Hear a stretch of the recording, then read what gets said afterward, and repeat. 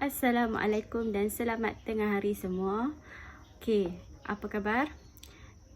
Alhamdulillah semua sihat. Okey, pada hari ini kita akan adakan kelas secara offline, iaitu cikgu akan bagi video dan kamu akan tengok.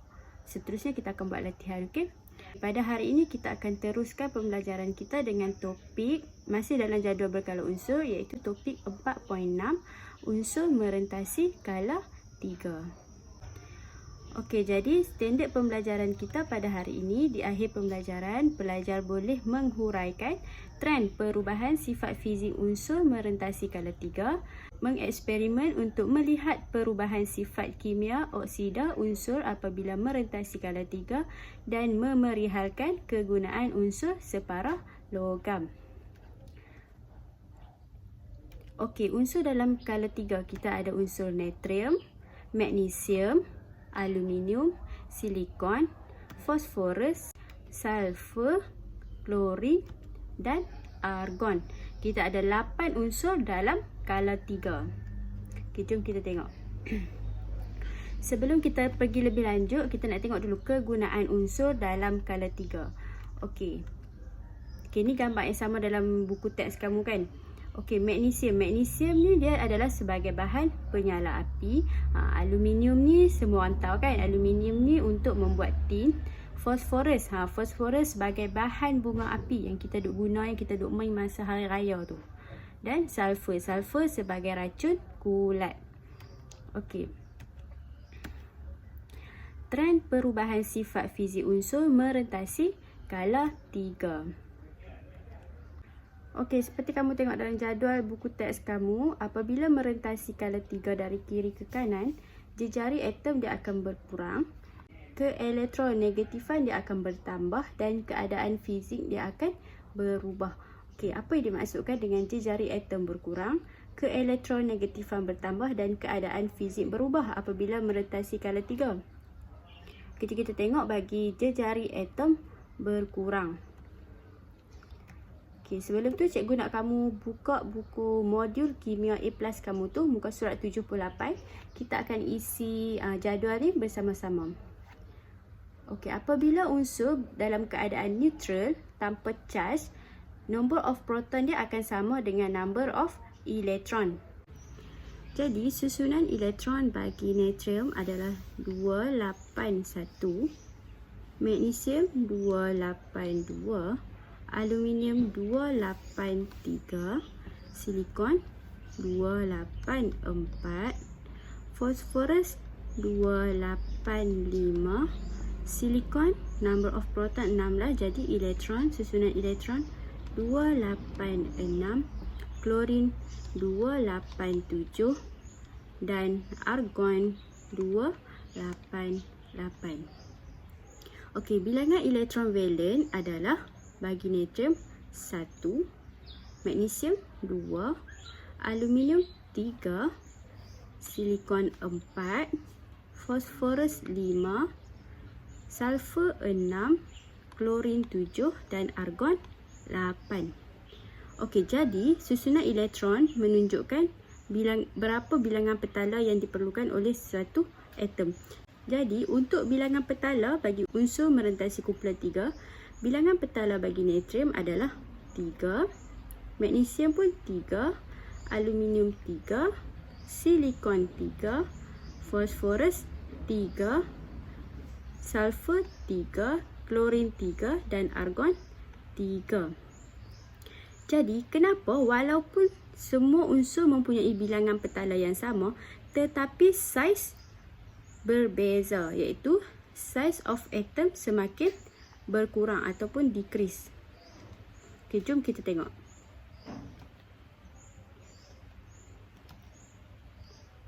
Okey, saiz atom berkurang apabila merentasi kumpulan 3 kerana berlakunya pertambahan nombor of proton ataupun pertambahan nombor proton yang menyebabkan bilangan charge positif pada nukleus pun bertambah.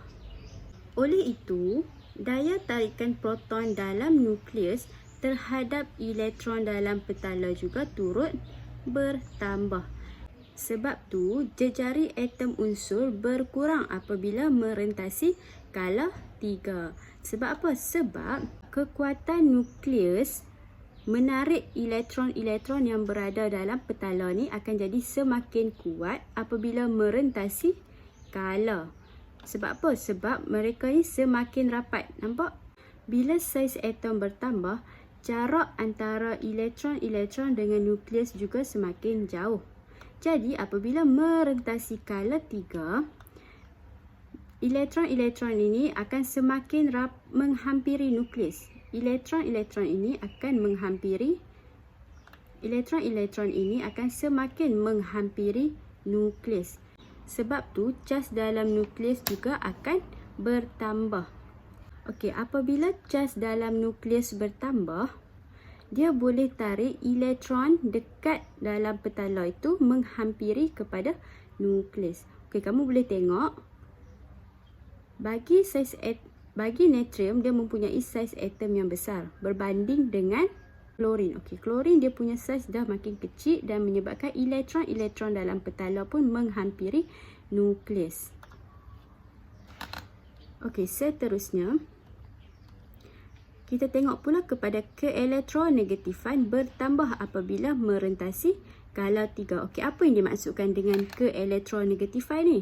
Keelektronegatifan ni dia bermaksud kekuatan nukleus untuk menarik elektron yang berada pada petala yang terakhir. Ataupun senang kata, kesenangan sesuatu atom untuk menerima elektron bagi mencapai susunan elektron yang stabil. Okey, kita tengok kepada jadual ni. Okey, seperti yang kamu tengok dalam jadual kamu, jejari atom semakin berkurang menyebabkan keelektronegatifan semakin bertambah daripada 0.9 di natrium sehingga 3.0 pada klorin. Okey, kenapa argon ni tak ada nilai untuk keelektronegatifan? Sebab argon mempunyai susunan elektron 288, iaitu dia telah mencapai susunan oktet yang stabil. Jadi dia tak perlu menerima mana-mana elektron untuk memenuhi petala dia. Okey, keelektronegatifan bertambah kerana jejari atom berkurang disebabkan oleh daya tarikan nukleus terhadap elektron dalam petala bertambah dari natrium kepada klorin. Kesannya, kekuatan nukleus menarik elektron kepada petala paling luar bertambah dari natrium kepada klorin.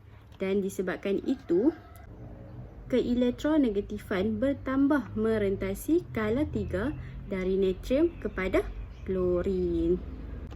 Okey, seterusnya kita akan tengok kepada keadaan fizik unsur kala 3 berubah merentasi kala daripada pepejal kepada gas. Sebab apa? Sebab berlakunya perubahan daripada unsur logam kepada unsur bukan logam. Okey, unsur logam dalam kala 3 terdiri daripada natrium, magnesium dan aluminium. Manakala silikon ni adalah unsur separalogam atau dikenali sebagai metalloid. Bagi unsur bukan logam dalam kala 3 adalah fosforus, sulfur, klorin dan argon. Okey, kita teruskan dengan perubahan sifat kimia oksida unsur merentasi kala 3. Sepatutnya kamu akan menjalankan eksperimen kat sekolah. Tapi disebabkan pandemik ni, kita tidak boleh menjalankan eksperimen. Jadi, cikgu akan sediakan video berkaitan dengan tindak balas oksida unsur kala 3 dengan air. Okey, jom kita tengok.